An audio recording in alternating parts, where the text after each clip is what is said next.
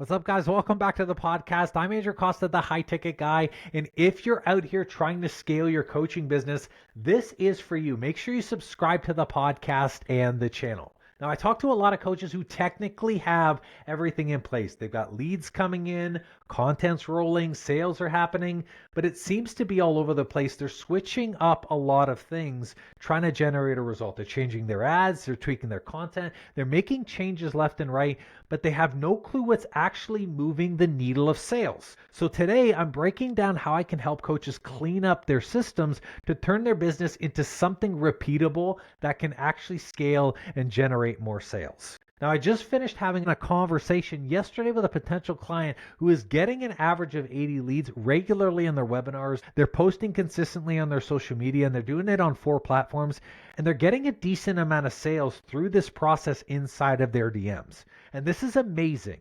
To the coaches who make it to this destination, congrats. It means you got something very special. You have an offer that people want, you're creating content that's resonating with your audience, and you're doing a good job of building trust enough for people to get and sign up with you regularly. But like all coaches at this level, similar to the person I was speaking to, it's natural. You're going to want to start increasing your signups so you can keep growing your business. And the reason for growing your business, there's tons of them. Some coaches want a bigger team. Others want more profits so they can invest in passion stuff. Some people just want to see their programs filled with 100+ people on calls because they want a fire community. Doesn't matter what it is. It's going to come down to systems. And in my opinion, this is where the real business building begins, because now this is where you're going to have to figure out where in your current system of client generation you can make adjustments to see the most growth. Now, this is also where you get to figure out that, holy shit, my systems are clunky as hell and they suck. And that's because most coaches have what is called natural growth. It's all inside their head. They don't start out with any processes or system in place. They're just building out individual pieces of whatever they need along the way. They might build a landing page and then they realize halfway through, they're like, oh shit, I need an application for this. So they throw that in. Then they add in ads and then they realize like, oh, well, there's no way to nurture these people. So I should probably create a nurture sequence, and that gets thrown in somewhere. So if you keep doing this, at the end of this process, you end up having a bunch of random pieces all contributing to the results that you're seeing to get clients. But now you don't know what specific part is responsible for maximizing your sales. So this person that I was speaking to, they've grown their business very quickly over the past 3 years, but at this point, their sales haven't been growing. These guys are action takers, so naturally, they start taking action. They're making changes to their ads right away. They're adding in more videos. They start making adjustments to their content to speak at a higher level. They've completely changed the way they're nurturing leads, but there's still no change. With so many adjustments, they come to me and they're like, hey, I don't know if it's our webinar or outreach or process of nurturing leads. I feel stuck at this point.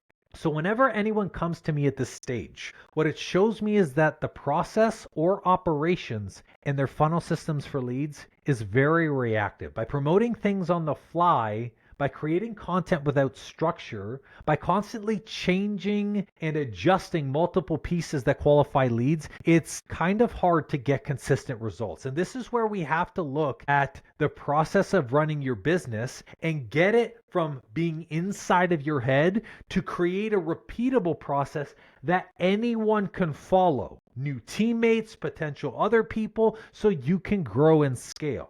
Now, the goal of this isn't to break everything and start again. I don't like to do that because that takes way too much time, and you can actually waste a lot of time trying to fix something that's not broken.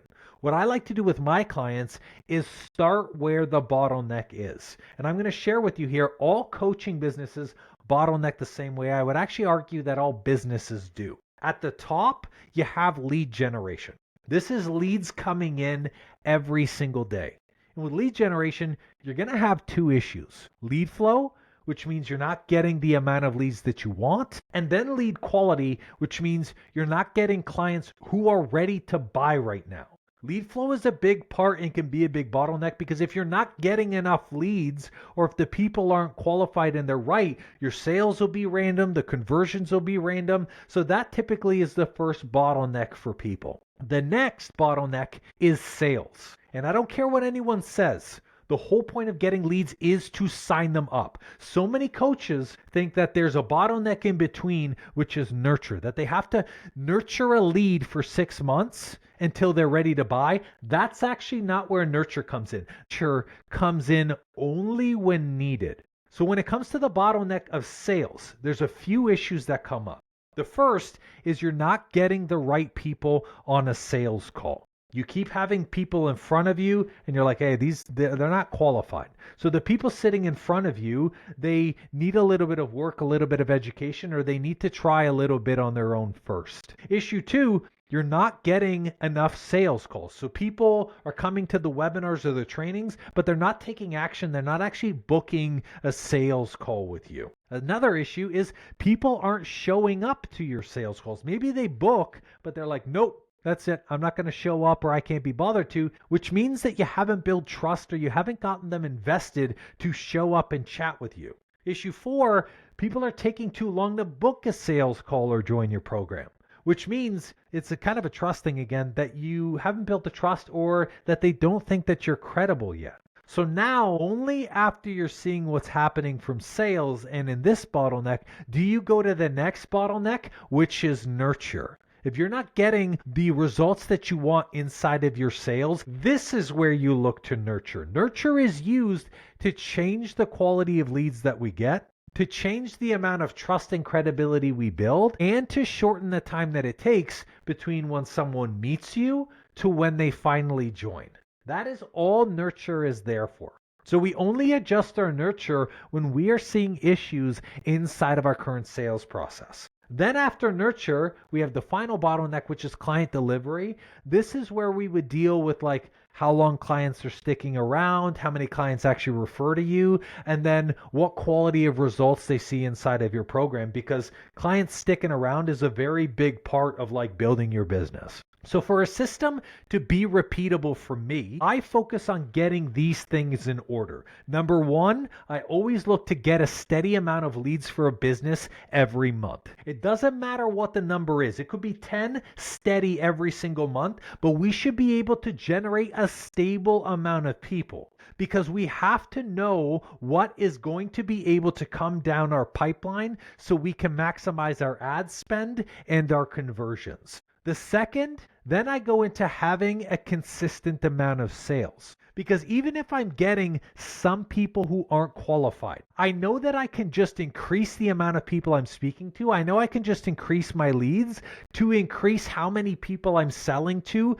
increase my conversions. Once I have consistent sales, then I go back to leads and I increase the quality of my leads. Because the more ready my potential client is, the faster they'll buy and the more people that will say yes to joining my program, which is going to increase my sales. After that, then I focus on increasing my nurture quality for my leads. Because the higher the trust that they have, the more sales consults are going to convert for you on the back end. Once you have the nurture conversion converting at a really high level, this is where I want to look at how long I'm retaining clients as the last piece, because it's important for coaching to build recurring revenue by keeping the clients that you're working super hard to get. Clients who see greater results stay longer, they give more testimonials, and they refer more, which will help you attract better business in the future. This is how your monthly revenue is going to be able to increase month over month. So if you look at your business in this way, it will be very simple for you to see what needs to be changed, and you will be able to see what's not working while leaving the stuff alone that doesn't need to be messed with. The key to this, though, is to always work where the bottleneck is. We only want to change what will give us the best result in the moment. We work top down. Don't get caught up changing or altering everything just so you have to have everything new. It's not about reinventing the entire system. As a matter of fact, a lot of times when I'm working with coaches, I start deleting things. Sometimes the system is too complicated, and as we add in more pieces, we start seeing a drop-off of leads or a drop-off of sales. So we focus on what is giving us results, and we double down on those. And once we've perfected that area, we start seeing 50% lead conversions. We start seeing 60% close rates. Then we start looking at nurture and the other stuff.